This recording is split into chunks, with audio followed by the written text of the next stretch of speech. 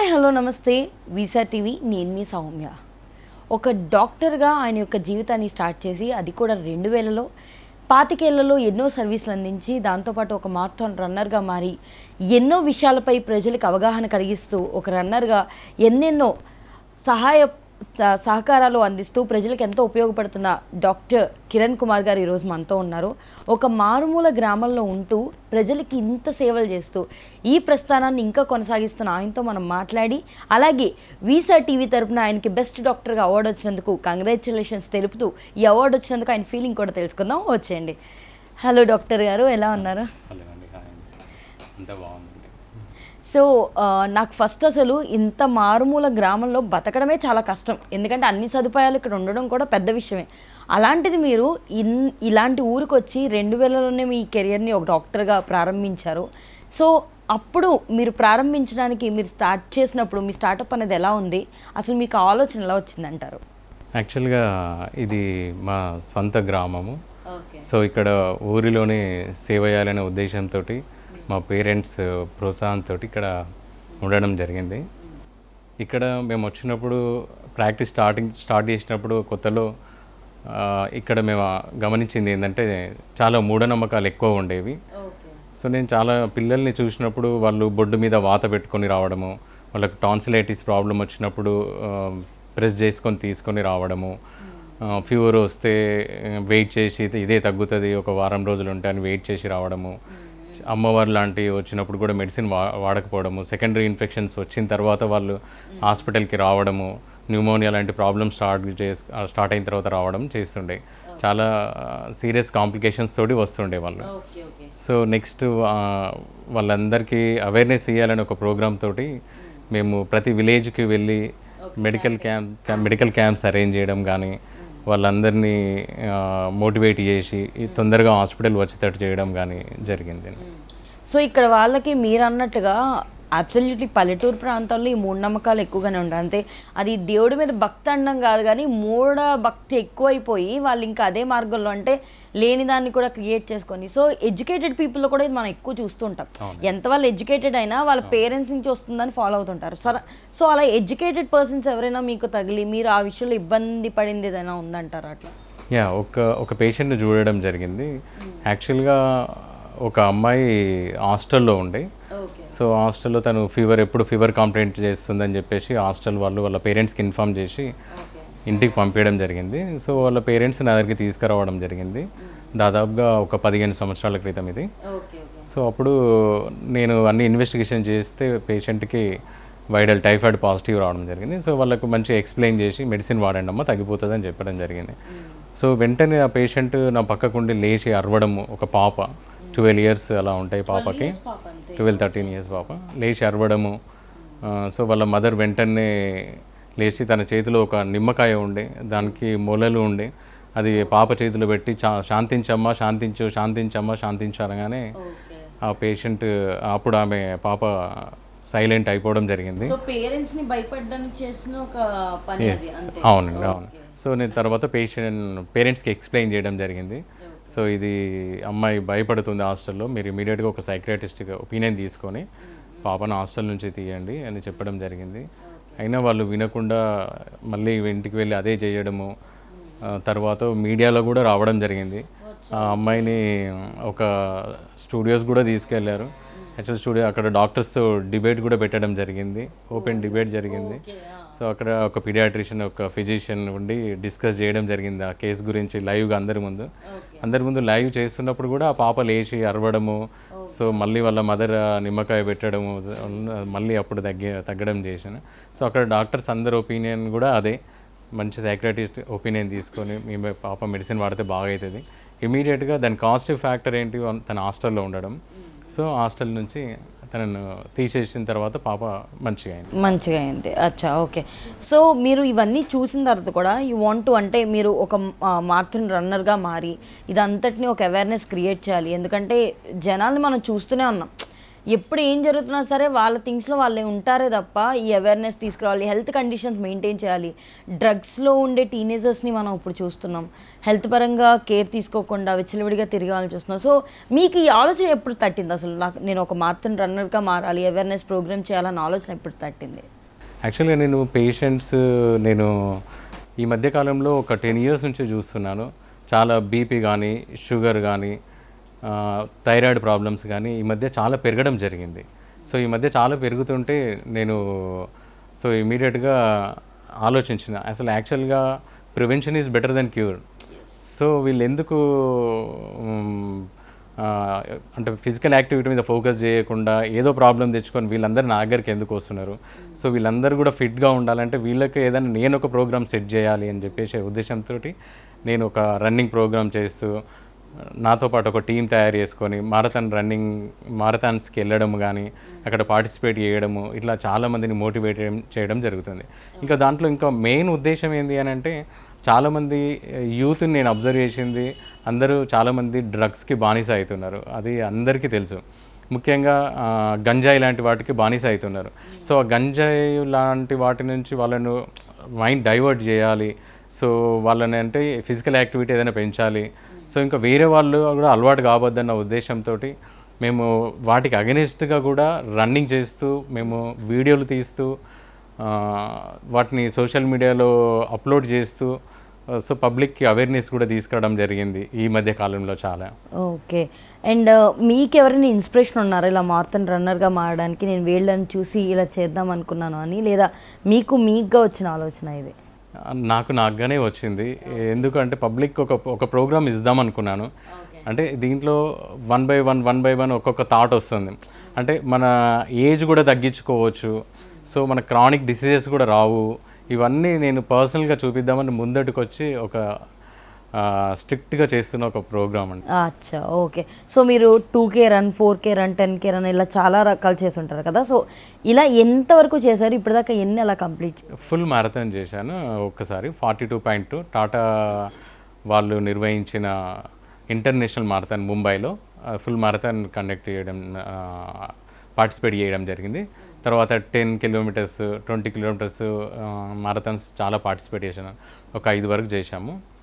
Next మేమే పర్సనల్గా మా టీం అంతా కలిసి ఇక్కడ ఒక 20 kilometers కడెం ప్రాజెక్ట్ అని ఉంటుంది, అక్కడి వరకు ఒకసారి, ఇక్కడ పెంబి అని రూరల్ ఏరియా ఉంటుంది, అక్కడి వరకు ఒకసారి ఇట్లా వెళ్ళి అక్కడ కొంచెం మెడికల్గా అడ్వైజ్ చేయడం, అవేర్నెస్ చేయడం, ప్రోగ్రామ్స్ అనేది చేయడం జరిగింది. ఒకసారి ఇక్కడనే మేము పర్సనల్గా మా టీం అందరం కలిసి ఒక 30 kilometers దస్తరాబాద్ అనే ఊరికి వెళ్ళి అక్కడ ఊరిలో ఒక బ్యానర్ పట్టుకొని మేము డ్రగ్స్ తీసుకుంటే యువత ఏ విధంగా చెడిపోతారు, గంజాయి లాంటిది కావచ్చు, మత్తు పదార్థాలు కావచ్చు, స్మోకింగ్ లాంటివి చేస్తే ఏ విధంగా చెడిపోతారు అనేది ఒక ర్యాలీ కూడా ఊరిలో చేయడం జరిగింది అందరి అవేర్నెస్ కోసం. ఓకే. నేను విన్న దాని ప్రకారం కూడా ఈ నక్సలైట్స్ ఉన్న ఏరియాస్లో కూడా మీరు వెళ్ళి వైద్యం అందించేవారని విన్నాం. సో అలాంటి టైమ్స్ మీకు ఎలా ఉండే? ఎందుకంటే ఇట్స్ వెరీ హార్డ్, ప్రాణాల మీదకి వచ్చేదాన్ని ఎదురెళ్ళి మరి తెచ్చుకోవడం అంటే అదేం చిన్న విషయం కాదు.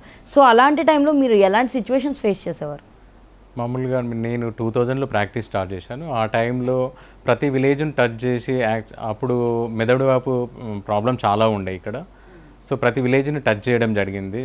అందరికీ ప్రివెంటివ్గా మెడిసిన్స్ కూడా ఇవ్వడం జరిగింది. ఆ కార్యక్రమంలో లోపల గంగాపూర్ లాంటి ప్లేస్ కూడా వెళ్ళడం జరిగింది. యాక్చువల్గా ఆ ప్లేస్కి వెళ్ళడానికి మాకు ఏమి సదుపాయాలు కూడా లేకుండే. ఒక వాటర్ అంటే ఒక రివర్ మీద అంటే తెప్ప మీద వెళ్ళడం జరిగింది. వెళ్ళి అక్కడ అందరికీ మెడిసిన్ పంచడం కానీ, సో అక్కడ అవేర్నెస్ ప్రోగ్రామ్ చేయడం కానీ జరిగింది. ఇంకా కొన్ని విలేజెస్లో మేము వెళితే మన ప్రాబ్లమ్స్ అవుతాయి అనుకున్న ప్లేసెస్లో మేము పోలీస్ వాళ్ళ డిపార్ట్మెంట్స్ హెల్ప్ కూడా తీసుకొని చాలా ప్రోగ్రామ్ చేయడం జరిగింది, మెడికల్ క్యాంప్స్. ఓకే. సో దాంతోపాటు మీరు ఈ మారథాన్ రన్నర్గా స్టార్ట్ చేసినప్పటి నుంచి కూడా మీరు ఎలాంటి అవేర్నెస్ అన్నది చూస్తున్నారు? ఎందుకంటే ఫస్ట్ మీరు స్టార్ట్ చేసినప్పుడు మీరు ఒక్కరే ఉంటారు, దాని నుంచే మీకు ఇంతమంది ఫాలోయింగ్ అనేది పెరుగుతుంది. సో ఇది స్టార్ట్ చేసినప్పటికి ఇప్పటికి మీరు ఎలాంటి డిఫరెన్స్ ఈ చుట్టుపక్కల వాళ్ళలో కానీ లేదా మిగతా వాళ్ళలో కానీ చూస్తున్నారు? చాలామంది అంటే నేను యాక్చువల్గా చాలామంది వాకింగే చేస్తారు అనుకున్నాను, కానీ చాలామంది రన్నింగ్ చేస్తున్నారు. అంటే నాకు మళ్ళీ కాల్స్ రావడము, ఇన్ని కిలోమీటర్స్ రన్ చేస్తున్నాము, ఇంకేమి ప్రికాషన్స్ తీసుకోవాలి అని నాకు అందరు కాల్ చేయడం జరుగుతుంది. ఈ మధ్య కాలంలో చాలా వస్తున్నాయి కాల్స్. సరౌండింగ్స్ వేరే కంట్రీస్ నుంచి కూడా వస్తున్నాయి. అంటే కజిన్స్ కావచ్చు, ఫ్రెండ్స్ కావచ్చు, నెక్స్ట్ సోషల్ మీడియా త్రూ కానీ వాళ్ళు మెసేజ్ చేయడం కానీ, చాలామంది ఎట్లాంటి ప్రికాషన్ తీసుకుంటే బాగుంటుంది, ఈ ఏజ్ వరకు రన్నింగ్ చేయవచ్చు, ఈ ఏజ్లో మేము రన్నింగ్ చేయొచ్చా లేదా, చేస్తే ఏం ప్రాబ్లమ్స్ వస్తాయి, ఈ విధంగా అందరూ నాకు ఈ మధ్య చాలా కాల్ చేయడం జరుగుతుంది. వాళ్ళందరికీ అంటే రన్నింగ్ చేస్తే ఉపయోగాలు ప్లస్ వాళ్ళు ఏ విధంగా డైట్ తీసుకోవాలి, ఏ డైట్ తీసుకుంటే వాళ్ళకి యూస్ఫుల్గా ఉంటుంది, ఏ ఏజ్ వాళ్ళు ఎంత మటుకి రన్నింగ్ చేయవచ్చు అనేది వాళ్ళకు క్లియర్గా ఎక్స్ప్లెయిన్ చేయడం జరుగుతుంది. ఓకే, మీరు ఇప్పుడు సొసైటీలో ఒక సోషల్ యాక్టివిస్ట్గా ఉన్నారు.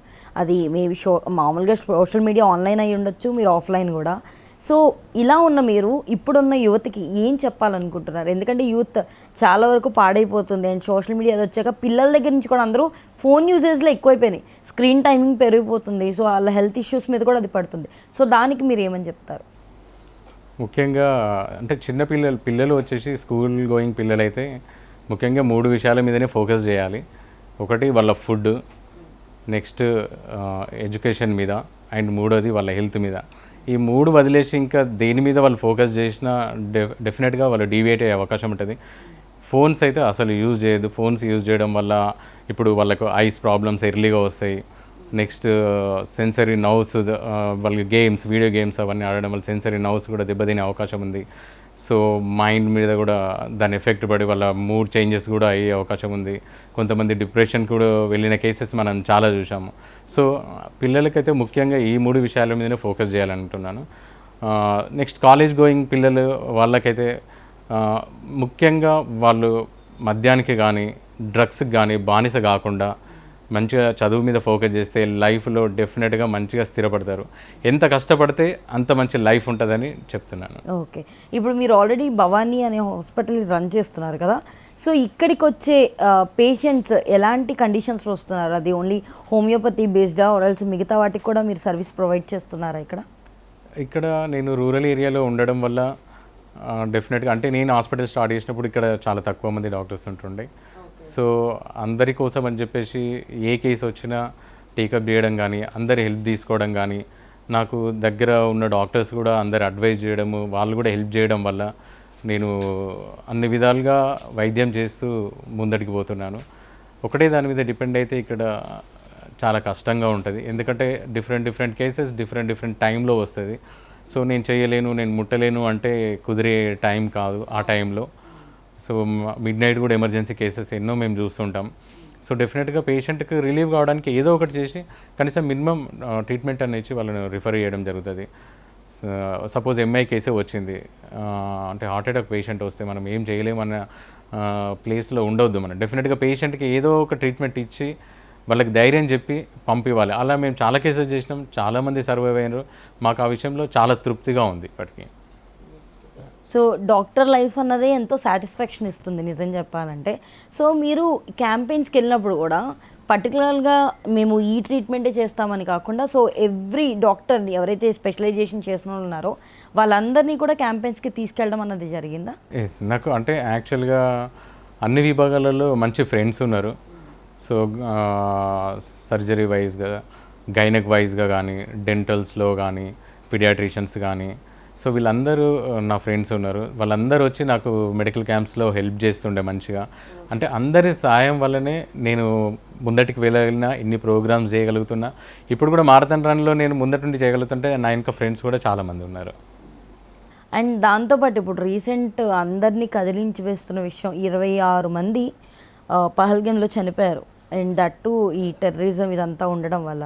సో దీని గురించి కూడా మీరు రన్ చేసి అవేర్నెస్ తీసుకురావాలనుకున్న రోజులు కూడా జరిగినాయి. సో ఏం చెప్పాలనుకుంటున్నారు భారతీయులకి ఈ పహల్గం దాడి గురించి? ఇది చాలా క్రూరమైన చర్య. యాక్చువల్గా దీని మీద మేము ప్రోగ్రామ్ చేసి రన్నింగ్ చేసి ఒక ప్రోగ్రామ్ కూడా చేయడం జరిగింది. అంటే రన్నింగ్ కూడా ఎందుకు చేసినామంటే మన ఇండియన్ ఆర్మీకి సపోర్ట్గా ఇమ్మీడియట్గా యాక్షన్ తీసుకోండి. అంటే వాళ్ళకి మనం ఏందో చూపించాలి. యాక్చువల్గా మన ఒక పక్క కంట్రీ మన మీద ఊకే పొడుస్తుంది అంటే డెఫినెట్గా వాళ్ళకు ఒక్కసారి మనం ఏందో మన పవర్ ఏందో చూపించేస్తే వాళ్ళు ఎప్పుడు మన దగ్గరికి రారుగా.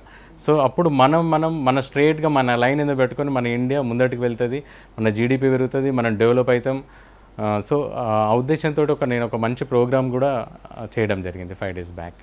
ఓకే, అండ్ ఇప్పుడు యూట్యూబ్ అది చూసుకుంటే ఎవరి చేతిలో ఫోన్ ఉంటే వాళ్ళు డాక్టర్ అయిపోతున్నారు.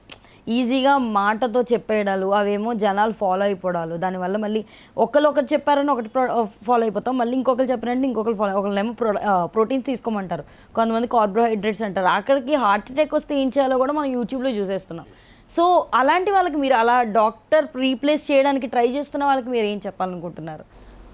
అంటే డెఫినెట్గా యూట్యూబ్స్ కానీ సోషల్ మీడియాలో వచ్చే వాటిని చూసి కానీ డెఫినెట్గా మీరు ఫాలో అవ్వద్దు. ఇప్పుడు ఎంతోమంది డాక్టర్స్ ఉన్నారు, మీరు మీ ఫ్యామిలీ డాక్టర్ దగ్గరికి వెళ్ళి అడ్వైస్ తీసుకొని చేయండి. సపోజ్ ఎవరో చెప్పారు కదా అని మనం ప్రోటీన్ పౌడర్స్ యూజ్ చేసుకుంటూ ఎక్సర్సైజ్ చేయడము లేదా అన్నెసెసరీగా ఎక్కువ తీసుకోవడము చేయడం వల్ల డెఫినెట్గా రీనల్ ప్రాబ్లమ్స్ కావడం కానీ, హైపర్ ప్రోటీనూరియా, ప్రోటీనేమియా ఇలా కావడం కానీ జరుగుతుంది. అంటే లైఫ్ థ్రెటనింగ్ ప్రాబ్లమ్స్ ఉంటాయి. సో అందుకని సెల్ఫ్ మెడికేషన్ అనేది అస్సలు తీసుకోకండి. మంచి డాక్టర్స్ ఒపీనియన్ తీసుకొని ఏదైనా కానీ వాడండి. అండ్ అలాగే దాంతోపాటు ఇప్పుడు మీకు వీసా టీవీ వాళ్ళు బెస్ట్ డాక్టర్గా అవార్డు ఇస్తున్నారు. ఎందుకంటే ఈ మధ్యకాలంలో ఛానల్స్ పెరిగే కొలది, యూట్యూబ్ ఛానల్స్ రకరకాలు బయటకు వచ్చే కొలది ప్రతి ఒక్కరు డాక్టర్గా వచ్చేస్తున్నారు. సో వాళ్ళు పిలిచి ఒక ఛానల్ పెట్టేయడం లేదా ఆ ఛానల్ వాళ్ళ గురించి ప్రమోట్ చేయడం, అలా కాకుండా మారుమూల గ్రామాల్లో వాళ్ళ సేవలు అందిస్తూ ఎంతగానో ప్రజలకు సహాయపడుతున్న వాళ్ళని మన వీసా టీవీ అన్నది గుర్తించి వాళ్ళకి అవార్డు ఇస్తున్నారు. సో అలా మీకు అవార్డు తీసుకోవడం అన్నది ఎలా అనిపిస్తుంది? చాలా సంతోషంగా ఉంది. అంటే మీరు ఈ అవార్డు ఇవ్వడం వల్ల మాకు ఇంకా ఎంకరేజ్ చేసినట్టు ఉంటుంది. మేము ఇంకా ఎంతో సర్వీస్ చేయాలనుకుంటాము. అంటే ముందు కూడా ఇంకా చాలా ప్రోగ్రామ్స్ కూడా కండక్ట్ చేద్దాం అనుకుంటున్నాము. మీరు ఇచ్చేది మాకు ఆదర్శంగా కూడా ఉంటుంది. అండ్ నా ఫైనల్ క్వశ్చన్, ఇప్పటిదాకా మీరు ఎన్నో సేవలు అందించారు. 25 years ఆఫ్ ఇంత సర్వీస్లో మీరు ఎన్నో చూసారు, అలాగే ఎంతమందికో హెల్ప్ చేశారు. సో మీ ఫ్యూచర్ ఏమేం సార్? నెక్స్ట్ ఏం చేయబోతున్నారు? మీ ప్లాన్స్ అనేవి ఎలా ఉన్నాయి? ఇంకో 5 yearsలో మిమ్మల్ని మీరు ఎక్కడ చూసుకోవాలనుకుంటున్నారు? ఇంకా నేను చాలా మ్యారథాన్స్ చేద్దాం అనుకుంటున్నాను. అంటే హాస్పిటల్ డ్యూటీ ఒక సైడ్, ఇంకొక సైడ్ వచ్చేసి మ్యారథాన్ రన్ అంటే అవేర్నెస్ ప్రోగ్రామ్, పబ్లిక్లోకి వెళ్ళడము, ఇంకా విలేజెస్ని టచ్ చేయడము, అందరికీ మెడికల్ వైజ్గా కావచ్చు, వాళ్ళ చెడు అలవాట్ల గురించి కావచ్చు అవేర్నెస్ ప్రోగ్రామ్ చేయడం అనుకుంటున్నాను. నెక్స్ట్ మంత్లో నేను యూఎస్ కూడా వెళ్తున్నాను, అక్కడ కూడా మ్యారథాన్ ఉంది నాకు. ఓకే, అదర్ కంట్రీస్ కూడా టచ్ చేస్తున్నారనమాట. ఓకే. అండ్ దాంతోపాటు ఇప్పుడు పిల్లలకి కూడా వచ్చే సమస్యల గురించి కూడా మీరు ఏమైనా అవేర్నెస్ ప్రోగ్రామ్స్ తీసుకోవాలని అనుకుంటున్నారా? అవునండి. ఇప్పుడు చూస్తే మనము చిన్న పిల్లలకి అంటే ఎట్ ద ఏజ్ ఆఫ్ 20, 25, 30 yearsలోనే వాళ్ళకి హార్ట్ అటాక్ రావడం జరుగుతుంది. దీనికి మెయిన్గా రీజన్ వచ్చేసి డైట్, దాంట్లో ఏం డౌట్ లేదు. అంటే మనం ఏదో వ్యాక్సిన్ అని ఇదని అదని మనం చెడుగా భావిస్తున్నాం. కోవిడ్ వ్యాక్సిన్ తర్వాత ఇలా జరుగుతుందని 100% అది కరెక్ట్ కాదు. డెఫినెట్గా వాళ్ళు తీసుకున్న ఫుడ్ మీదనే డిపెండ్ అయి ఉంటుంది. వాళ్ళు అన్నెసెసరీ ఫ్యాటీ ఫుడ్ తినడము, ఇష్టం వచ్చిన టైంలో తినడము, ముఖ్యంగా లేట్ నైట్స్ తినడము, ఇవన్నీ చేయడము, సరిగా పడుకోకపోవడము, ఈ ఫోన్ లాంటిది ఎక్కువ యూజ్ చేసి ప్రెషరైజ్ కావడము, అసలు చదువు పక్కకు వెళ్ళి ఇవన్నీ రావడం వల్లనే వాళ్ళకు ప్రెషర్ ఎక్కువైపోయి హార్ట్ అటాక్ రావడం జరుగుతుంది. ఇదే దానికి రీజన్ చిన్నపిల్లలకు రావడానికి. డెఫినెట్గా ఇవన్నీ అవాయిడ్ చేయాలి. లేట్ నైట్స్ తినద్దు పిల్లలు, అన్నెసెసరీ ఫ్యాటీ ఫుడ్స్ తినద్దు, ఇంట్లో చేసిన ఫుడ్డే తినాలి, ఆరోగ్యాన్ని కాపాడుకోవాలి. So thank you sir. మీరు ముందు చేయబోయే ఇంకా ఏవైతే కార్యక్రమాలు ఉన్నాయో అలాగే మీరు సేవలు అందించడానికి దేనికైతే రెడీ అవుతున్నారో అవన్నీ సక్సెస్ కావాలని మనస్ఫూర్తిగా కోరుకుంటున్నాం. అండ్ కంగ్రాచులేషన్స్, మీకు వీసా టీవీ తరపు నుంచి బెస్ట్ డాక్టర్ అవార్డు వచ్చినందుకు. సో చూసారు కదా ఆడియన్స్, ఇలాంటి ఎంతోమంది బలహీన వర్గాల దగ్గర ఉన్న డాక్టర్స్ని మీ ముందుకు తీసుకొచ్చి వాళ్ళకి ఒక అవార్డు ఇచ్చి వాళ్ళ యొక్క శ్రమని గుర్తించడమే కాదు, ఇంకెన్నో సేవలు వాళ్ళ దగ్గర పొందడానికి కూడా వీసా టీవీ ప్రయత్నిస్తుంది. సో మరో ఇంకో డాక్టర్తో ఇంకా ఎన్నో అవార్డ్స్తో మీ ముందుంటాం. అంతవరకు this is Soumya Nikhila signing off. Bye.